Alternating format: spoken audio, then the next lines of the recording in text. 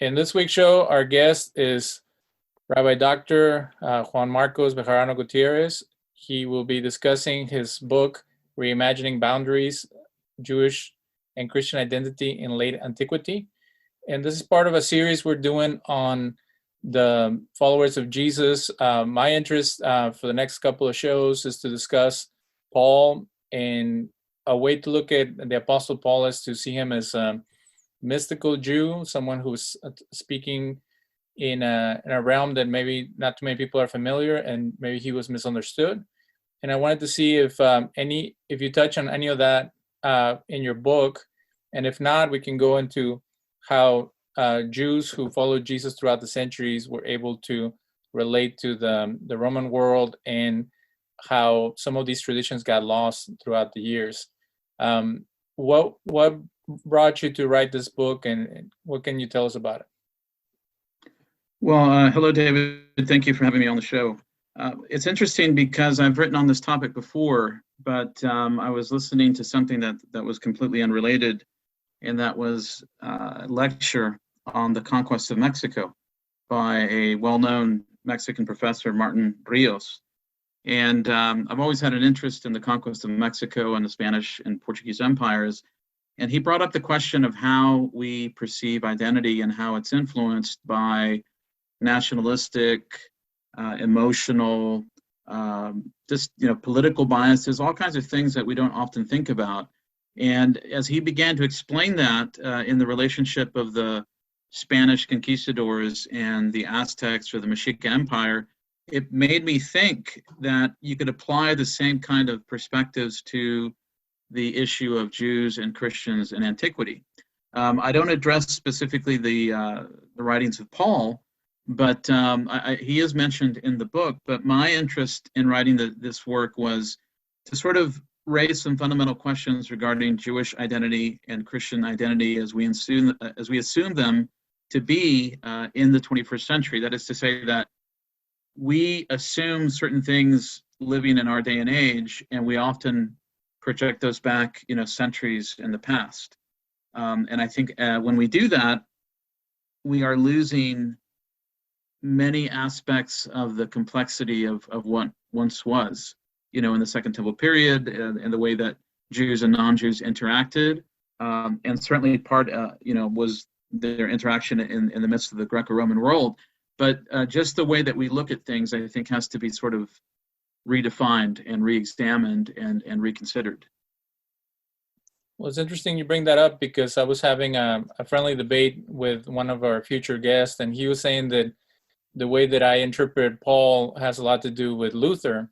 And I'm like, I'm not a Lutheran. I don't follow that type of thinking. And he's like, yeah, but that has been the path that people have followed for the last 400, 500 years, and it's really easy to fall into that mentality where Luther was trying to do a polemic against the Catholic Church, and that a lot of that interpretation gets thrown against the Jewish people in the way that Jesus and Paul and the other disciples confronted them for whatever reason.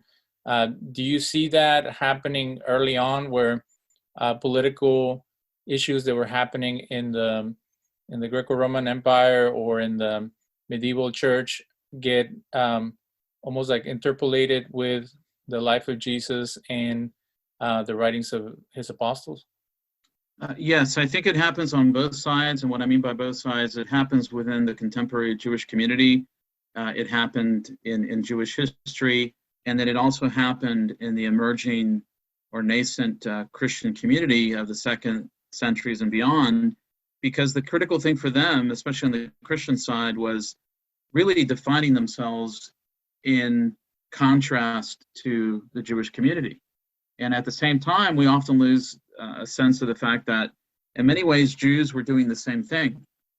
We often think of Jewish identity as having been completely solidified, and our conceptions of rabbinic thought were, commonplace in the first century. But it's something that in many ways reacted, to the outside world. But this Christian group, this movement that had arisen, was also competition. And so you have sort of a back and forth that happens between rabbinic circles, and if you want to say the church fathers, or nascent priestly circles, however you want to identify them in the Christian world. And so there's a back and forth, and in between, there's this long spectrum of people that are not exactly sure where the boundaries lie. And so their sense of who is a Jew and who is a Christian is much more nebulous in many ways. And I think what happens, you talked about reading a particular narrative and a polemic and looking at the past. I think that's exactly what the church fathers did, because one of the challenges that they had is that many of their constituents or their members or their followers, they did not see the official position as the real position. And what I mean by that is that they saw Jews, they might have lived near Jews, and many of them had an interest in Jewish things because they were reading texts that were attributed to the people of Israel, the Tanakh, the Hebrew Bible, even if it was in its Septuagint form, its Greek form. And so they would run into these people, and they often didn't match the negative image that was painted by the church fathers. And so they would be attracted, to their rituals, to their beliefs. And that was oftentimes, most of the time, upsetting to the church fathers, who were struggling to define the boundaries of who was a Christian, who was not. And then on the Jewish side, I think in many ways, in the land, in Babylonia, it was not so much of a threat, but it's clear that there's an interaction that takes place.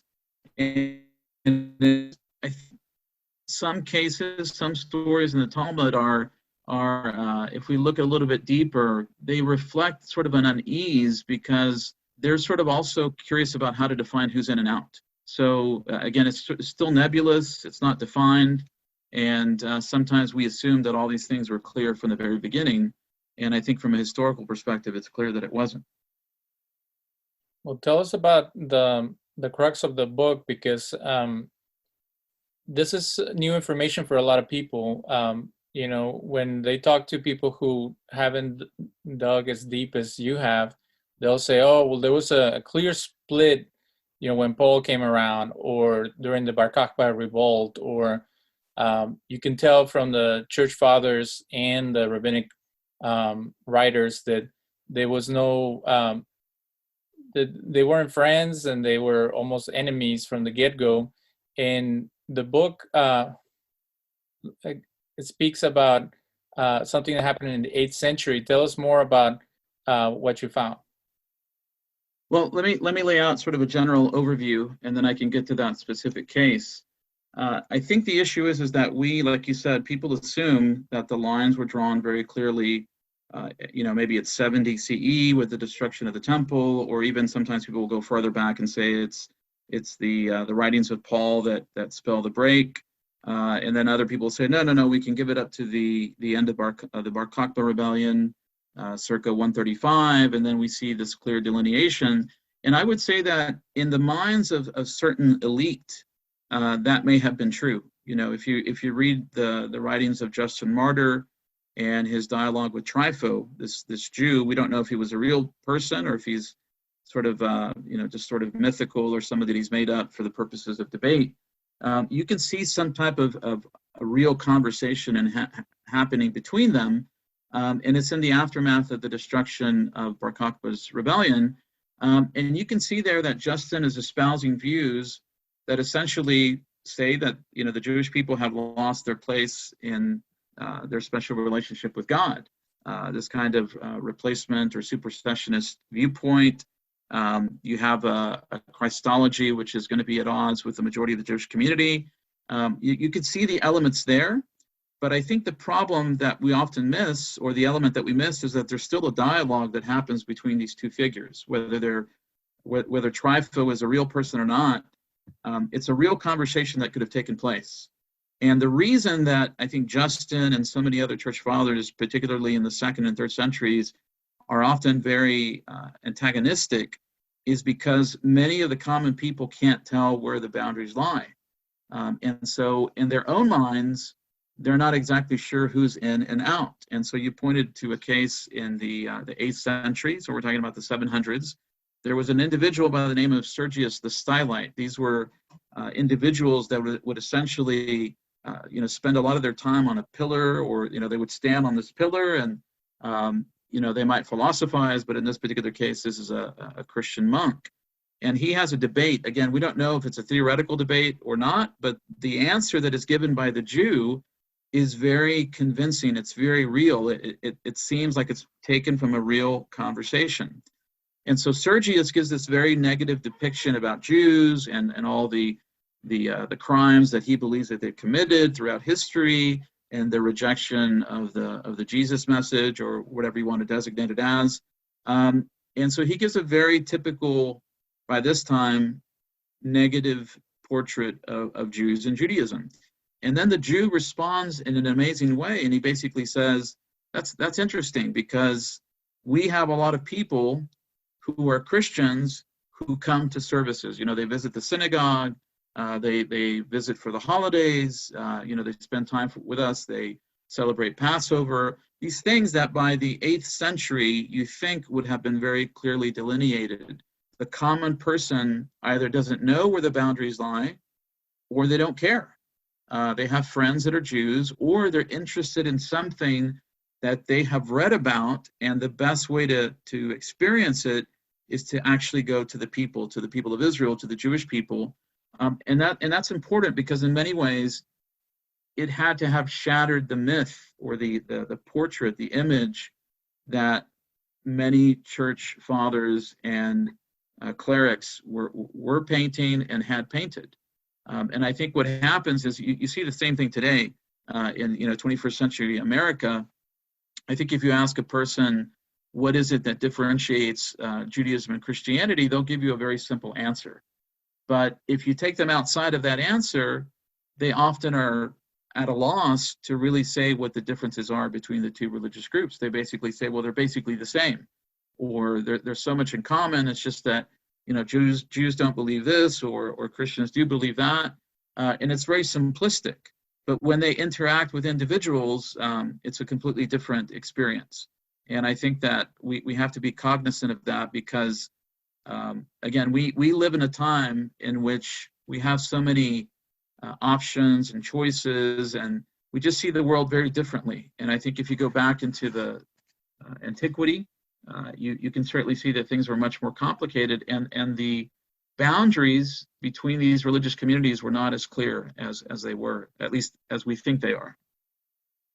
When you talk about people reading what they call the Old Testament or the Hebrew Bible, and then going to synagogue to experience it themselves, the same group that I've been discussing this with says that they're Christian missionaries, and they say that in Christendom there's been this idea where you emphasize Genesis 1, Genesis 2, Genesis 3, and then you jump all the way to Matthew, because they are uncomfortable with the history of Abraham, Moses, and the prophets, that somehow they don't think is relevant, or that it is too complicated, or too not as simple of a message as the message of Jesus. And they break it down into creation, like redemption, and then end times, and that's it.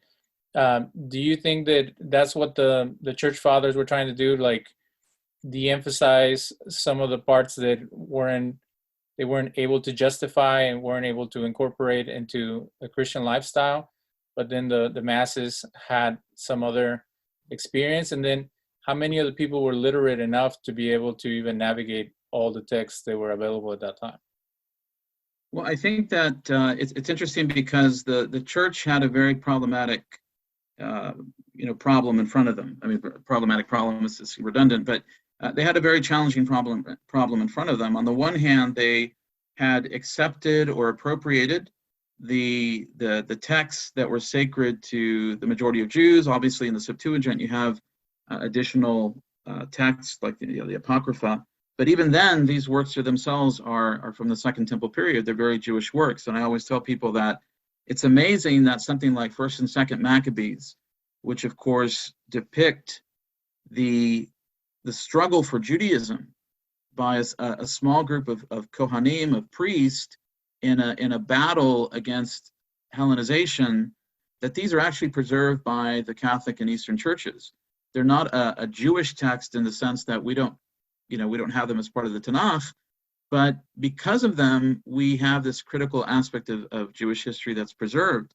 So there's this kind of conundrum there, because on the one hand, the church is preserving these texts, and yet, it's not so simple for them to just jump from one part to the next, because people are like, well, you have all these texts, in the Bible, what do you do with them? And I think what they chose to do was essentially to displace the Jewish people, even as they were preserving their text. So they would essentially idealize, what I would call this mythic Israel. Israel has always existed, and this is our history.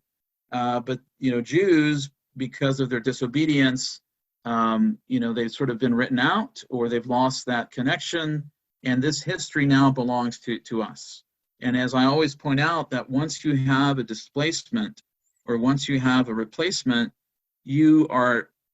it's not just a theological issue, you are invalidating the existence of the original community. And of course, the ramifications of that are very serious, because if a person is no longer, if you have a book and it's old and it's you don't take care of it and it's torn, many people will they'll just discard the book. And then if you think about it in the same way, if you have a piece of clothing, it gets old and ragged, you don't need it, right? It becomes dispensable. And I think that in many ways, the church fathers did that to the Jewish people. But what's amazing is that, they try to extricate the text, and yet at the same time, they try to put the blame, if you will, on Jews, and it creates a very, very horrific situation centuries later, and of course culminates in the 20th century with the Shoah. So it's just an amazing story, because the foundations of Christianity are Jewish. As Gabriele Boccaccini says, it's the Judaic system. What I've added to that description is that it's a Judaic system that's bereft of Jewishness, because as the Christian church emerged and lost its Jewish component, it retained many elements there that in fact stemmed from the Second Temple period, but the actual living component, if you will, the actual people that were tied to the physical people of Israel were slowly and eventually excluded. So it's a really, in many ways, I would say very sad and tragic plan that unfolds. And I don't even think that the church fathers who did this could see the ramifications of this. And oftentimes I think that they sort of lived in these two different worlds, because you see individuals like Jerome and others who will study with Jews, and you can see this in the medieval period as well. They'll learn Hebrew, they'll learn Midrashim, they'll learn things about traditional Judaism. And of course, in order to do that, you have to have some kind of interaction, and there has to be some level of basic respect. Now, whether they lose that theologically, or whether they feel that they have to not seem like they're too accepting, that might have been the case. But it's interesting, because they seem to be able to divide their world when they need to, and I think that's quite telling. So how is the book broken down? What's the structure of the book? Well, the first part of the book is really these big questions. What is it that we assume?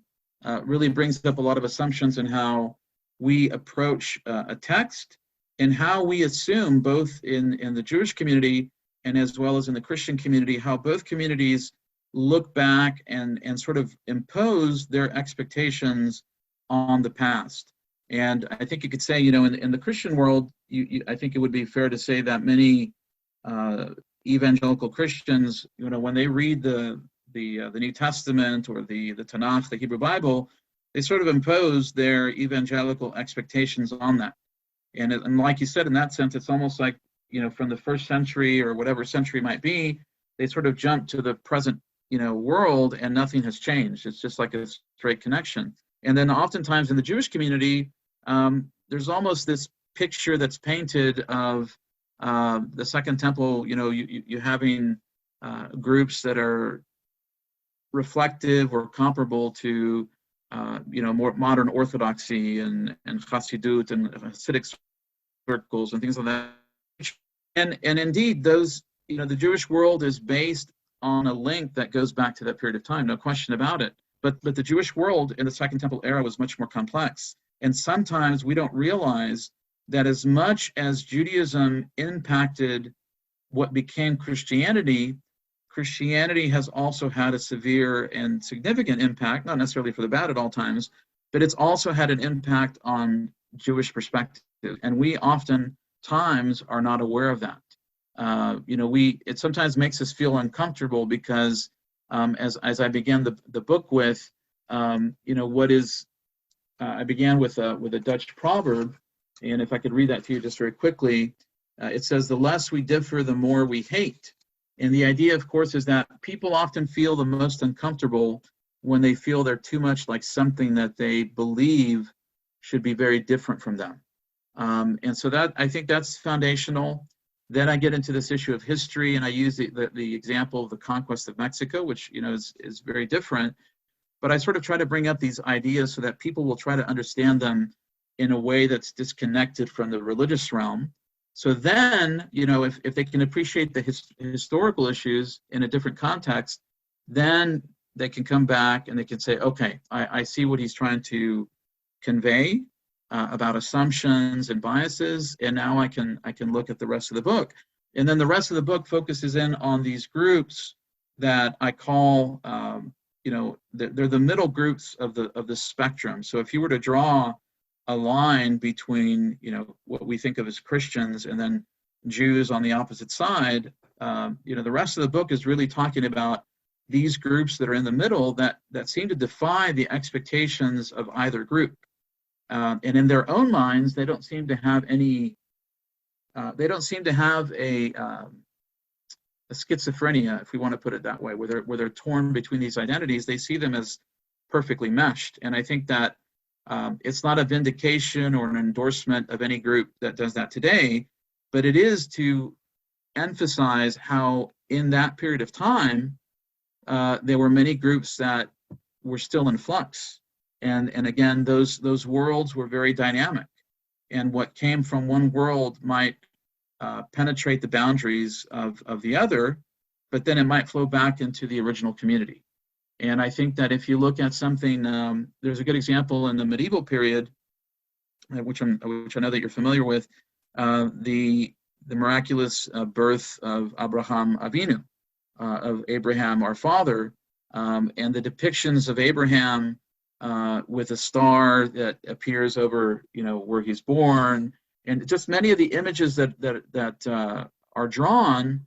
It's clear that there's a Christian impact on the Jewish community, and there have been, other scholars that have written on how Abraham, in essence, becomes a counter to the exalted Christ figure in Christianity.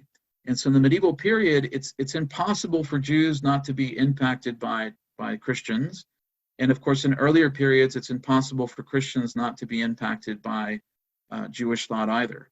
So there's a lot of interplay between the two, and they've never been sealed off from each other. And so the purpose of looking at these middle groups in the 3rd and 4th centuries is to really get us to think differently about this time period where we assume, and I think we've done so for centuries, that everything was clear. It was all black and white. And to me, it's even clearer now that it wasn't. It was shades of gray. And just a much more fluid and dynamic world than we can imagine. I know this is related to a different book that you wrote, but I was discussing with someone that when it comes down to theology, Jewish or Christian theology, that at times they were trying to answer the same questions. So you wrote about Enoch, and Enoch being an intercessor between God and man. And the more I started looking at that idea in rabbinic circles, the more it sounded similar to the idea of Jesus in the writings of Paul. Do you see them trying to answer the same question? How does the transcendent God communicate with mortal man in in some specific form, and then later it became through the Sefirot or other mystical means, and how does that play a part in the division that, you know, nowadays people think is like, well, the difference is that some people follow Jesus, some people don't.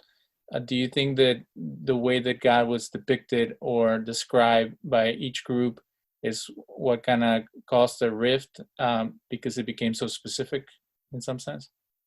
Well, I think one thing that I note in the book is that I've really come to believe is that we need to allow the voice of each book, whether it's in the Tanakh or whether it's in the New Testament, if you're coming from a Christian background, to speak on its own terms. That doesn't mean, of course, you know, when I give a Devar Torah or a drash or, you know, a quote unquote sermon in the shul, I'm going to be using rabbinic sources, midrashim, and the Bavli, the Talmud, etc.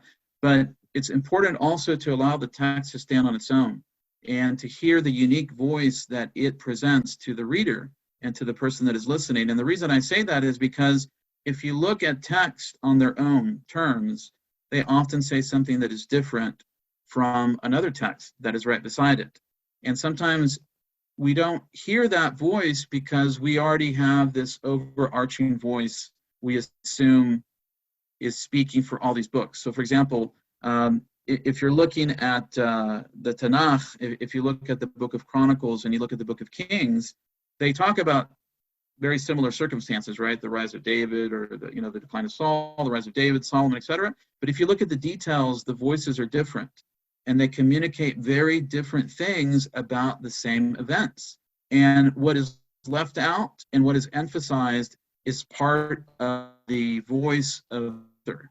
If you look at the New Testament and you look at the Gospel of Matthew and you look at the Gospel of John, you have very different images. And I think the problem is that people, and I know they do this because they're sincere, but they assume that they speak with one voice. And if they don't speak with one voice, they are undermining the message of what they're trying to, you know, communicate and derive from that text. But to me, that text is communicating a particular vision of a community that may be in sync with a community that came before it. So you brought up the issue of Enoch.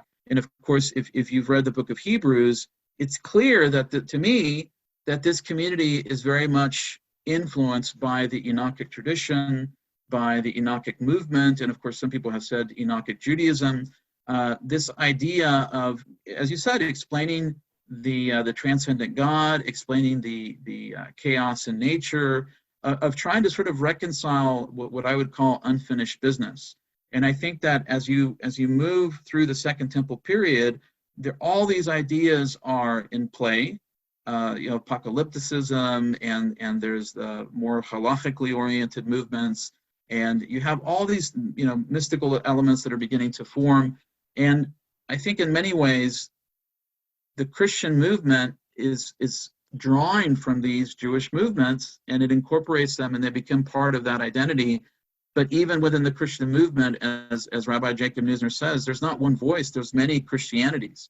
And they're each drawing from this pool of Jewish ideas and thought. But yes, once they begin to emphasize to the exclusion of others, you begin to sort of have more conflict. And again, you could say the same thing in the Jewish world.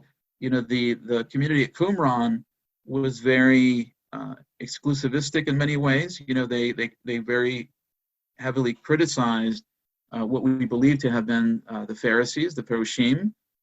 You know, they saw themselves in many ways in the same sense that Christians later saw themselves as the elect, and you know, this special community. They even used the same terms that the Nicene Christian community used. And so I think as you travel in history, you see these ideas become accepted by a particular group, and then the other group, as almost as an emotional reaction, wants to separate itself from that, even though they both shared that tradition in the past. So if you talk about Enoch, it's interesting in particular because you can see the Enoch tradition fall away from the mainstream of Jewish thought in the rabbinic period, but we know it continues because we have Sefer Chechalot, or Third Enoch, and then it sort of disappears, but then it comes back in the medieval period. and then it rises again. Now, whether that's because of a direct influence of Christianity or because those texts are rediscovered and they sort of flow back into the Jewish community, it's an interesting question. But many scholars have referred to that as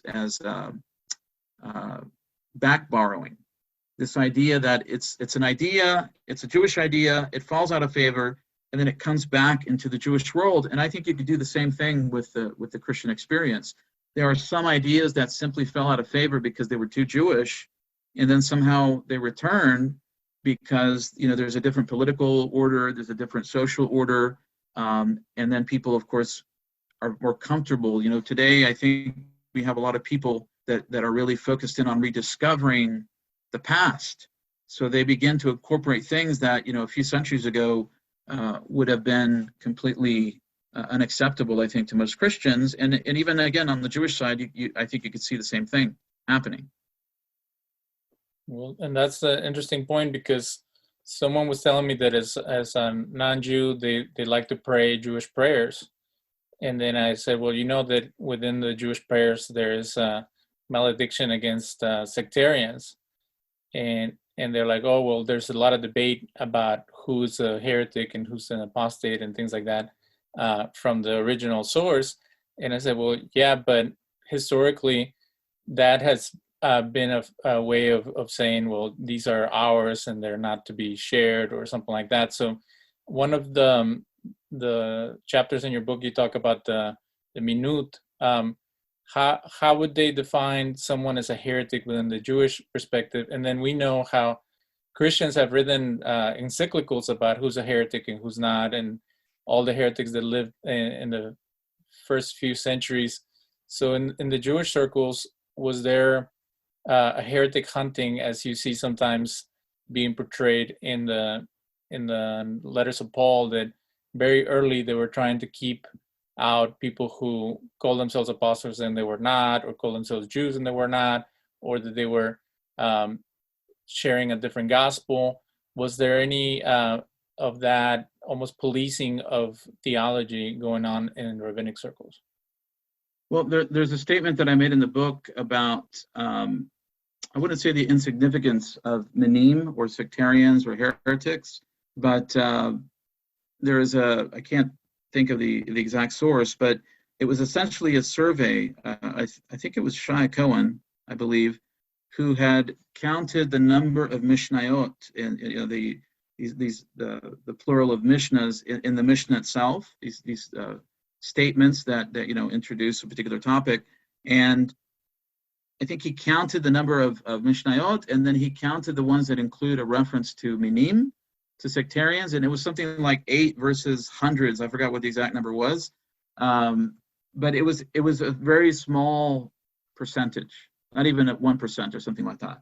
And what Shai Cohen was in essence trying to say is that it's not that heresy wasn't something that the rabbis were concerned about, but it obviously doesn't occupy the same kind of importance that Christians certainly placed on it in the first and into the second centuries. I think there were cases where belief, of course, is an issue, but I think in many ways the focus was on practice and the acceptance of what I would call community loyalty. If you separate, one of the things the rabbis say in the Pirkei Avot, about separating yourself from the community, it's very clear in other passages as well. If you are separating yourself from the established community, you've already sort of rendered yourself a heretic. You've already cut yourself off. And so I think in many ways, it wasn't as big as an issue for the rabbis, because as the transition between a Jewish movement and a non-Jewish movement happened for various reasons, most of these non-Jews were not going to be participating in synagogue life. Again, we pointed to certain cases, Sergius the Stylite.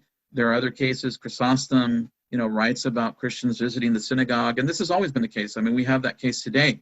In the 21st century, we have Christians, visiting synagogue services. But I think that unless they're really integrated, it's not really a threat. They're there to learn. They sort of go for an experience, and then they probably don't come back. And I think that that's very important, because if an individual is promoting an alternate view, and along with that is violating halachic precepts or the legal precepts of how things are done, then I think that probably became the more significant, red alert, to say, oh, this person they're doing something here that is counter to the community. The other thing that I point out is that, and it comes as a shock to many people, is that the rabbis, I don't really believe, had the kind of authority that we envision. The rabbinic classes are very small. They only have really moral influence until they're granted basically lower court authority. Under the Persians and under the Romans, they really have limited capacity. And so really what they have is they have the ability to influence people by their moral rectitude, by their sense of holiness. I think Jacob Neusner describes them almost as a holy man, but as a shaman almost, like a medicine man kind of thing, because people say, hey, this is a person that's holy. It's like Elijah the prophet or Elisha. If I have a problem, I'll go to the rabbi. He'll say a prayer for refuah shalema, for healing. But the rabbis are functioning in capacities where involved in the community. Jacob Neusner, I think, used the term, or Gary Portman used the term, as a community organizer, or they're a judge. They're obviously involved in ritual with marriages and divorce. So they have a prominent position, but for the most part, it's really their moral, the ability of them to impact people by their example and by the respect that they can garner. And I always tell people nowadays, it's funny, but rabbis are not powerful in many cases. The synagogue boards have more power. I remember a story of a friend who lived in Israel, and he would always joke, and it was a true story, would say we would have a rabbi come to the Beit Knesset, the synagogue, and they told him, you can come, but you can't say anything. We're going to run the service, and you can daven, you can pray with us, but we're not looking for a halachic authority. And that's a particular case, that's sort of an extreme, but I always use it as an example because it shows that at some point, rabbinic authority is limited. Now, of course, we have communities today that are, very much tied to the Rebbe. And I'm sure that was the case, among the Talmudim or the disciples of the rabbis at the yeshivot and so forth. But, the average person simply did not have the time or the knowledge to be able to follow all the dictates. And so I think the rabbis, many scholars have argued, the rabbis did not have control of the synagogues, certainly in the first few centuries. So any malediction, birkat haminim, or anything else, it would really depend on that local community. And I think if you can argue the same as the case today, unless that community is sort of looking specifically for someone they consider to be a troublemaker, I just don't see that as happening in most communities today in the Jewish world. Do you believe there was such a thing as a Jewish Gnostic group or movement? Because I've heard it debated as, when there was a de-emphasis on Kabbalah, they would say, oh, well, that's part of the Gnostic tradition in Judaism. And then they started saying, well, what Gnostic tradition? But if you read some of the Gnostic texts, some of them are very anti-Jewish, and some of them have some elements that later on show up as well. What's your view regarding Gnosticism being one of the sectarian groups that the rabbis were concerned about?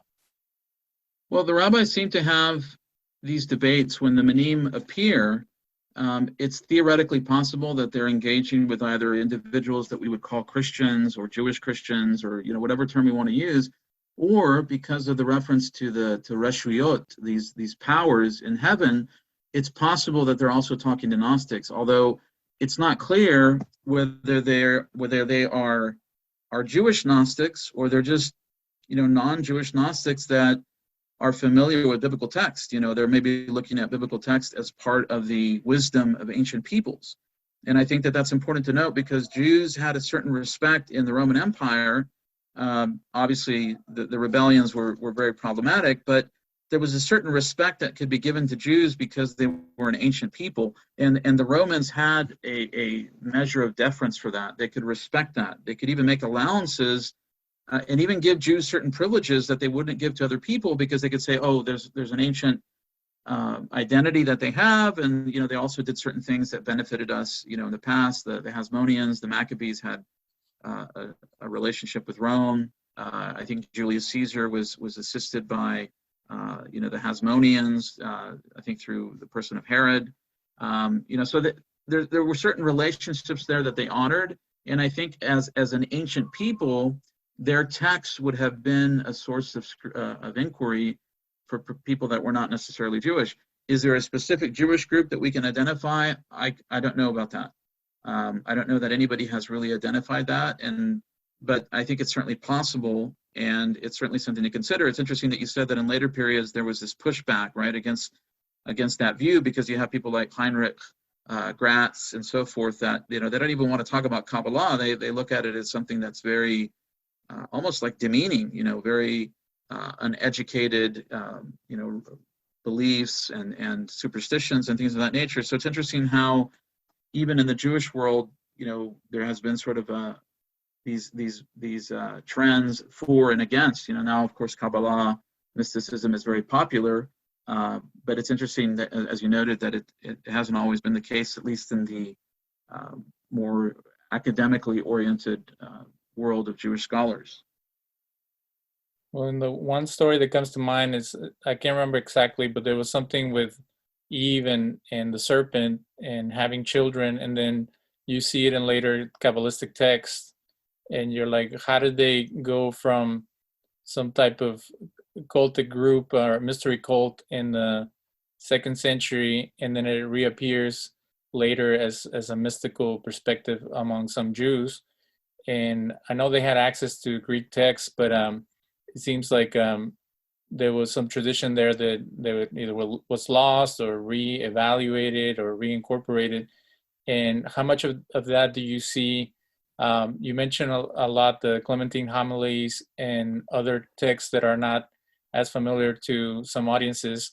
Where did these texts come from, and what kernels of historical truth can you find in them? Well, the Clementine literature is very important because in many ways, for a very long period of time, people looked at this text or these collection of texts, because it's more than one, and they believed that maybe this was representative of a community that had links back to the 1st century. So it's a quote unquote, let's use the term Christian because it's hard to come up with new terminology, a Christian group that was somehow linked to the community of Jerusalem.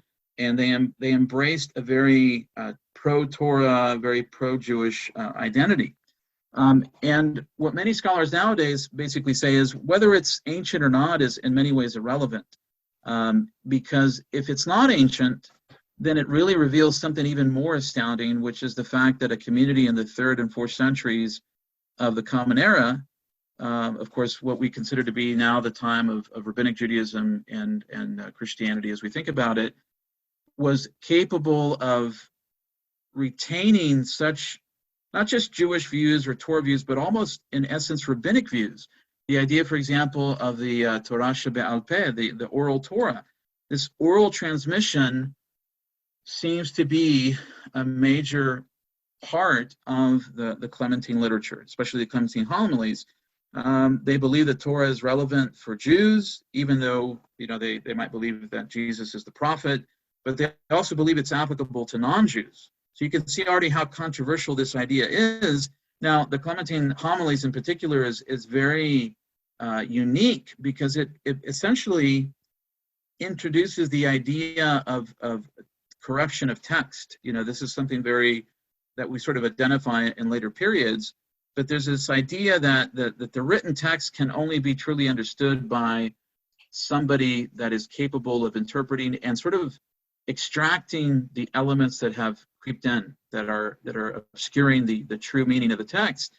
And so in essence, what they do is they place almost a greater emphasis on the oral transmission. And of course, what we find in rabbinic texts is this idea that the Torah was revealed in both written and oral form. And it's just amazing that a quote unquote Christian group that late would continue to espouse that. What's even more amazing, I think, in many ways, is that in the case of the Clementine the sister to the Clementine Homilies, that it's translated into many, many languages. And for a text of this nature to have been, the Clementine Recognitions, to have been translated into many languages shows you that it was a very popular text. And its views that stood contrary to the established church or to the emerging church were insufficient to keep it from being, relegated to obscurity. There were people who were translating this text, and as we know, the process of translating a text was not simple, right? It's an arduous process, and then of course creating copies for people to read was very significant. And so I just think it's an amazing text that has often been neglected. It gives us a different understanding of how Jews who believed in the messianic claims of Jesus in some form may have continued into this period, and how they didn't see really a break between themselves and the Jewish people and Judaism.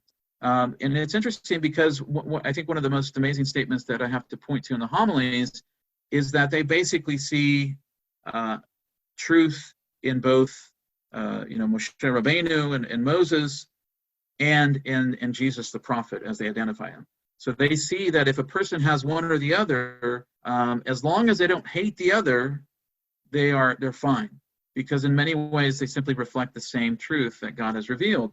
So I think in many ways, to put it in the context of the 21st century, it's an amazing example, or at least in theory, for tolerance, and a sense that both groups are trying to search and engage with the God of Israel. And so I think in that sense, it was in many ways far beyond its time, to be able to embrace that kind of tolerant view. There's a section in your book where you mentioned bynatarianism. Does this group espouse that, or do they have a different formula for the Trinity as compared to what we know from the Greco-Roman Church? Well, it's interesting because, as I mentioned, you have the Clementine Homilies, you have the Clementine Recognitions, and then you have some smaller works that are part of this Clementine literature. The Clementine Recognitions uses a Trinitarian formula, but then it goes on to sort of explain it and then basically almost argue against it. It's sort of an interesting, it's like they had their own take on this particular view. The Clementine Homilies is even more explicit and basically says, we don't, in one of the debates that takes place in the Clementine Homilies, one of the opponents, this individual Simon Magus, who actually appears in the New Testament, he is the opponent of Peter. And this Simon Magus basically says, why don't you, I'm paraphrasing, of course, why don't you believe that Jesus is God? And then Peter's answer is very simple. We don't have a tradition for that. We can't say that because we didn't receive this tradition. And that's amazing because it gets back to this idea of a Masorah, of a tradition that has been handed down by a previous generation. And they're basically saying, we don't have a basis for this, so we can't claim that. And in the Clementine Homilies, their emphasis is really on Jesus as a prophet. And I think in of course, traditional Christianity, that's downplayed, right? I mean, that's something that is recognized in the Gospels. He's called the prophet, but it's not really the mainstay of the title that is given to him, whether it's Messiah or Christ or Lord or, et cetera. But the Clementine literature puts a tremendous amount of emphasis on the prophet, because from their standpoint, the prophet is the one who will correct and instruct for proper observance of the Torah. And it gets back to this issue of the Torah is critical to their faith, because this is how they live a righteous life. So even, everything that I've mentioned, I think already differentiates it from the normative church of that period. So how do they incorporate the death of Jesus and the resurrection? Do they see it as a real thing? Do they, like Paul, say that without it you have no life within you, or something like that? Do they hold any liturgical or tradition that correlates with mainstream Christianity? Because that's what Christians would say that would make them heretics, that they don't follow maybe they can follow Torah to whatever extent, but if they don't incorporate the three elements, the incarnation, the death and resurrection is salvific, and then the acceptance and belief that makes you a part of that model, that then you're not a true Christian. Where would they stand within those three elements? Well, I would say that in most cases, what they placed the most emphasis on was immersion, baptism. The one element that is interesting about the Clementine literature is that they were very opposed to the korbanot, to the sacrifices. They saw that sort of as an accommodation. There may be a corruption of the text. It was never ideal. And in many ways, if you look at later Jewish writers in the medieval period, it's almost like the Rambam, Maimonides, who basically says it was an allowance to the Israelites to do this, right? That's not really the essence of Avodah Hashem, of the service of God. It's sort of like, well, the people lived in idolatry. We need to extract them from that, and through a period, we're going to give them this context of you're going to sacrifice only to Hashem, and it's almost like what would be the word? Like over from older rituals or something? Yeah, a leftover or a crutch or something, like pointing them to the ideal. I think when I read the Rambam, I get that sense, and I think for the Clementine literature, they see immersion as critical. They don't seem to place, interestingly enough, a tremendous amount of emphasis on the death and resurrection. It doesn't seem to have the same kind of atoning element as contemporary Christianity then would emphasize on it, but they really put Jesus's role on the true interpretation of the Torah. And so he is the one that is revealing this, but at the same time, they believe that in essence he's teaching the same thing that Moses did, that Enoch did, that the other patriarchs did. So in essence, it's not the first time that he has revealed himself, if you will. That's why accepting Moses or accepting Jesus are both palatable to them, because they're both representing the same truth. They also see a Jewish rejection of the claims that are ascribed to Jesus as part of this divine plan. The quote-unquote Jewish rejection is simply so the non-Jews can join. So it's not in any way an elimination of the people of Israel. It's not a rejection of the Jewish people. There is a call to teshuvah, to repentance, but it's done in a very different way than, like you said, the sacraments and so forth, except with the exception of baptism. It's done in a very different way than what we find in the Church Fathers. And I think that makes it an amazing text that, again, for no other reason, it just sheds light on the diversity of what we call, quote unquote, Christianity during that time. And in a previous book that you wrote, you mentioned some influence in Islam of Jewish Christianity.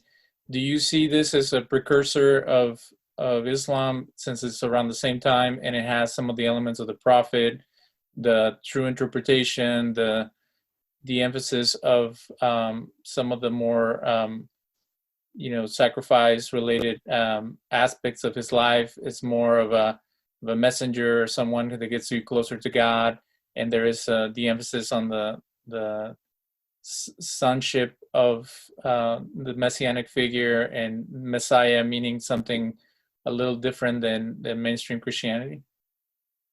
I think it's certainly plausible. I think, like you said, the prophet status is, I think, very important. I think that there is some connection. I don't know that it's been definitively established, but I think that those kind of ideas, especially in the translation of these texts, right? We have these in different languages, and I think that they inevitably, as you read the Quran, you can see what are basically elements of the Midrashim. You see this influence very clearly. They have the biblical text. There's an influence from Christianity. But I think that all these divergent forms are part, that's the common sources that Islam is drawing from as well. And they're fashioning their identity at the same time. Are they directly accessing the Clementine recognitions or the Clementine homilies? I don't know that anybody has ever posited that, but I can certainly see these ideas being part of its development. Do they ever talk about the vine of David or some aspects that you see in the Didache or in other Jewish Christian texts? Because to me, earlier Jewish Christian texts are very revealing of the diversity of Christian beliefs or even Jewish Christian traditions that were floating around. Well, I don't speak, specifically about the of those texts, but I think I would emphasize, like you said, it's just the diversity of these groups and whether they are influencing each other, whether they're retaining like an earlier tradition, or whether in fact they do actually have a legitimate connection back to the first century. I think it goes back to my basic premise is that, as I mentioned in another work, that you have a multifaceted movement even in the first century. And I think that's what a lot of people have a struggle with. They think that everything was unified, everybody's on the same page. And I think it's basically like Jacob Newser says, they believe that Jesus was crucified and was resurrected, and then everything after that was probably up for debate and interpretation and discussion. And I think that you can have those elements exist in all these different forums and in these different literatures that you mentioned, and they're just sort of like a little part of the stream that flows off in a different direction, and then it may sort of wither out and die, or it might be reabsorbed into the church as it gains steam and basically seeks to legitimize or delegitimize what it finds acceptable or unacceptable.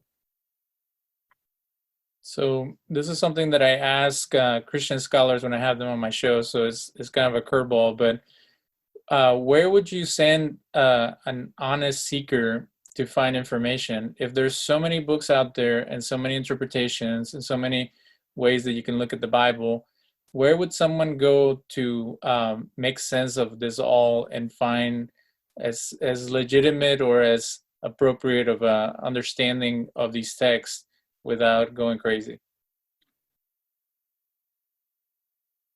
Well, I think what I would recommend really is to have a historical understanding of the Second Temple era, and to try to look for material that is not biased, or at least is striving to be not biased. If I could, my purpose is not to highlight the book, but there's a book that I wrote called Messianic Expectations. It's from the biblical era to the late Second Temple period, early rabbinic period, and one of the things that I really strove to do there was to be very neutral, to highlight the texts themselves, let them speak, as I like to say. Certainly look at rabbinic interpretation, but also look at the community at Qumran, sort of all these different groups, what they would have espoused in a particular view. If you can find a book like that covers different topics, I think it's important, because people sort of need like a middle ground, so they don't feel that they're either being evangelized or they're being counter evangelized, if that's a term. This is not about Jews for Jesus or Jews for Judaism, as I tell people, because obviously in the synagogue we're dealing with many people who are coming in and learning. What I try to tell them is that you have to sort of put the theological aspect aside and then try to focus in on the history. And then, of course, as their track continues, they can sort of begin to revisit the theological issues and see where their path takes them. And it's interesting. I had a person, I was speaking with someone today who was not Jewish, but they had been studying Judaism for many years. And for a variety of reasons, they opted to join a particular Christian group. And I asked them, I said very respectfully, I'm curious, I'm wondering why you did that. And they said, because I went to this place, and what I had learned about Judaism, I saw elements of that in their particular service. There's not a live, and I just sort of found something that spoke to me, and we had a very nice exchange. And I basically said, listen, you study this material, you have a very positive view of the Jewish people, you have appreciation for the God of Israel. I think that's wonderful. It's a difficult path, but I think, we can try to be honest brokers with people, be respectful, and try to provide them the resources where they can make honest, intellectual, and sincere religious beliefs without any kind of hatred or bias or malevolent attitude towards anyone. So I think that's not really the books that I write. Sort of have that undercurrent of tolerance and of understanding. So if I could say that, I would say that that's probably whatever material you choose should be a key aspect of that. Wonderful. Well, we want to thank you for your time. And how can people get a hold of your book? Well, they can go to Amazon. They can type in Reimagining Boundaries, or they can type in my name. It's a long name, but Juan Marcos Bejarano Gutierrez. And of course, they can go to modern-scribe.com, modern-scribe.com. And that's my website. Doesn't have all my books, but it has a lot of my books. And they can follow me on different social media as well. Again, thank you for your time, and we hope to have you on very soon. Thank you. Thank you, David.